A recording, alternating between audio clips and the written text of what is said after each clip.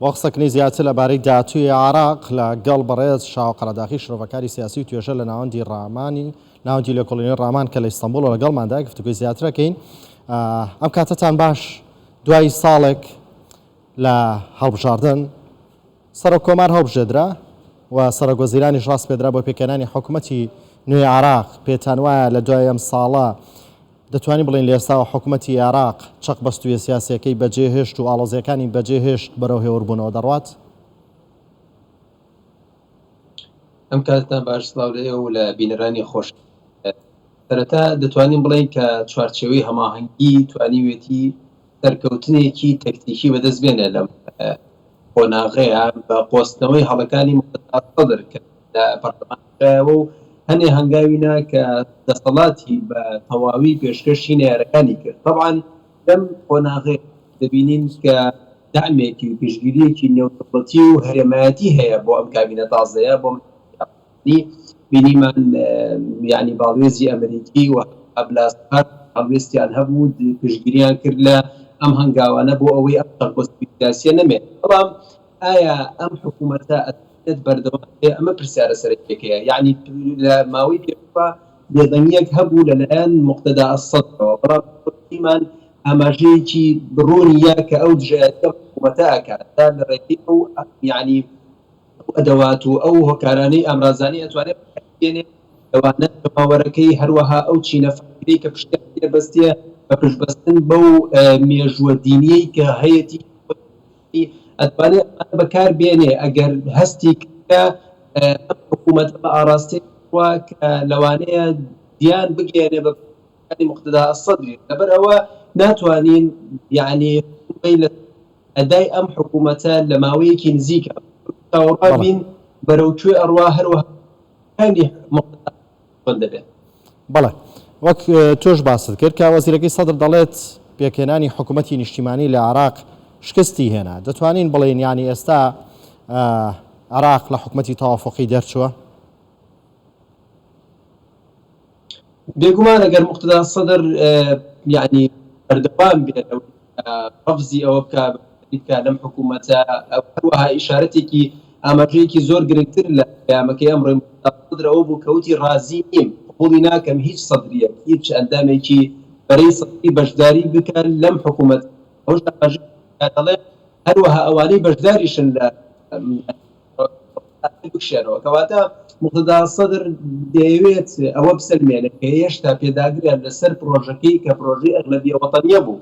ئەو ئەویست ئەو جۆرە محاسساتیە کە بە بەرپرسیارەتی سەرەکی داهانا لەسەر هەموو کێشەکانی عێراق لەسەر سیاسەکان گرفتە ئابووەکان ئەویست ئەوە بشکێنێ. بینیمان ئەوە شکستی هێنا لەم بابەتەیە. بەردەوامە لەوەی کە یعنی پێداگرە لەسەر ئەو پلۆکانی کە لەسەری کردەوە.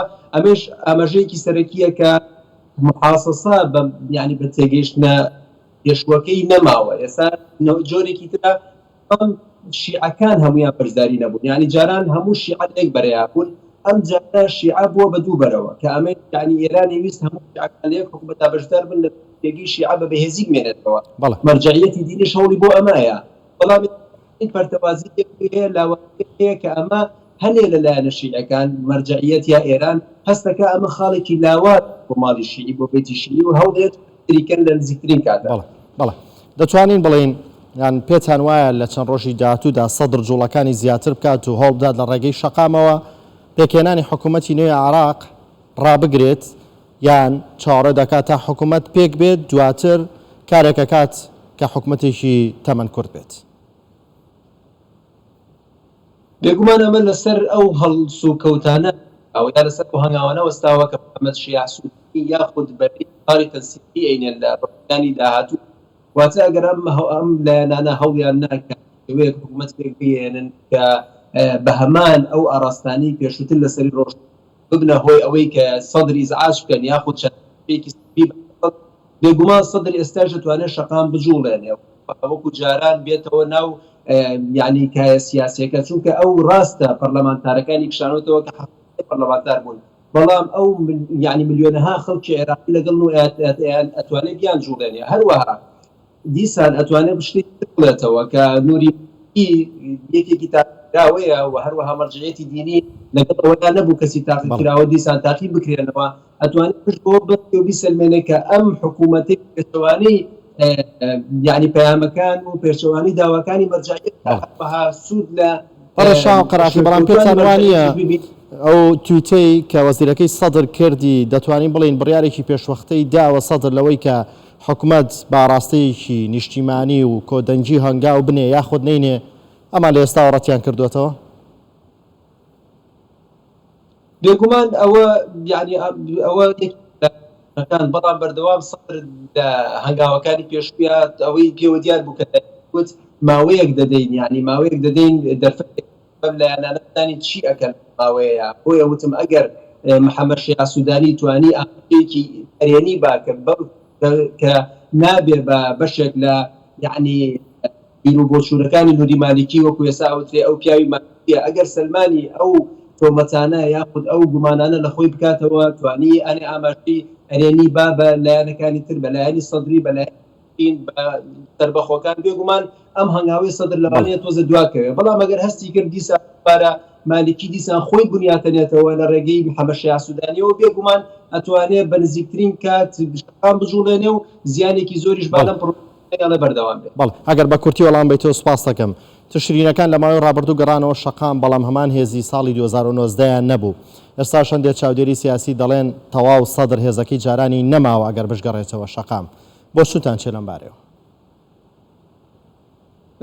لە ڕاستیە هەنێک لایەنی سیاسی دروست نەکەین و هەنێ هەڵسوکەوتیان کرد کە زۆر دوور بوو لەبەرەوە جەماوەری بتمانەی بەمانە نەمەی بێئومێدیە بوو لەبەرەوە بەشداری نەکرد حتا لە ئەو خۆپیشاندانانەی کە لە یەکی دەیە بوو بکرێ ئێستا پێنجی ماڵ دیسان یادی خۆپیشاندانەکانی 2019 چاوەڕ دەکرێت بەشداریەکی بەرچاو هەبێ بەڵام ئەم لایەنانە هێشتا بڕوایان وایە کە مقتەدا سەدر بەشێ بووە لەم پرۆژە لەبەرەوە ناتوانن لەگەڵ یا بەشدار بن لە هیچ پرۆژەیەکی هاوبەر ئەمەش هێزی شەقام یعنی لاواسترەکە چونکە ئەو گۆڕاکاری دەتوانێت بیکە تشرین بە هیچ شێوێ ناتوانێت بیکە چونکە سەدر هێزی چەکداری لەگەڵا سەدر ئەو پێشکەوتوانی کە لەگەڵین ئایدۆلۆژی یان هەیە ئەم شتانە لە تشرینان نییە لەبەرەوە سەدر ئەگەر بتوانێت تشرینێکان ڕازیکە بێگومان هێزی بەتوانەترە بێ و ئەتوانێت کاریگەری داتە دروستکە.